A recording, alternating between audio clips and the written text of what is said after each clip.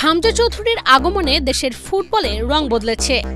দীর্ঘদিনের খরা কাটিয়ে মাঠে ফিরেছে দর্শক। ফুটবল উন্মাদনায় মেতেছে দেশের মানুষ। অথচ এই হামজা চৌধুরীর আগে বাংলাদেশের জার্সি গায়ে তুলে নিয়েছিলেন আরহাম ইসলাম।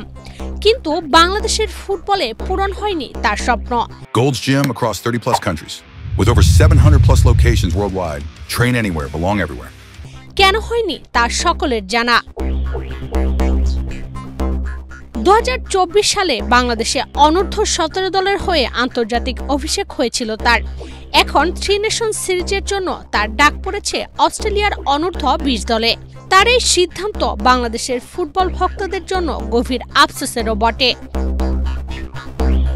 কারণ তিনি হতে পারতেন বাংলাদেশের ভবিষ্যতের এক উজ্জ্বল তারকা। 2024-25 সালে বাংলাদেশের কোনো বয়সভিত্তিক স্কোয়াডে দেখা যায়নি আরহামের নাম। নিজের ফুটবল ভবিষ্যতের জন্য বিকল্প উপায় খুঁজে পান তিনি।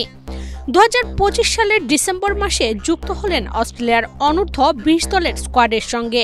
অস্ট্রেলিয়ায় তার নতুন যাত্রা শুরু হলেও বাংলাদেশের হয়ে খেলার সেই স্বপ্ন এখনো ম্লান হয়ে যায়নি। অনেকেই এখন প্রশ্ন করছেন, যদি আগেভাগে তাকে সুযোগ দেওয়া হতো হয়তো বাংলাদেশ ফুটবলে তার উত্থান হতো।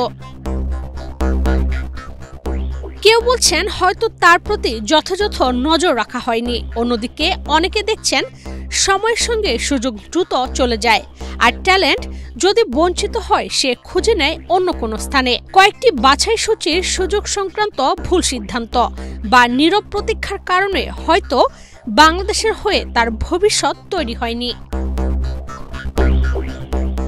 যদি তিনি এবং তার মতো আরো কেউ সময় সুযোগ পেত হয়তো বাংলাদেশের জার্সিতে আরো এক প্রতিশ্রুতিশীল তরুণকে দেখতে পারতাম।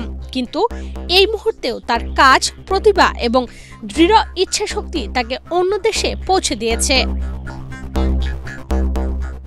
আর সেই কারণেই যদি চান এখনো পারেন। এই বাক্যটা হয়তো শুধু তার জন্য নয়, বাংলাদেশের ফুটবলে এরকম প্রতিভার জন্য এক নীরব আহ্বান হয়ে থাকবে। ইশরাত চৈতি, বাংলাদেশ প্রতিদিন।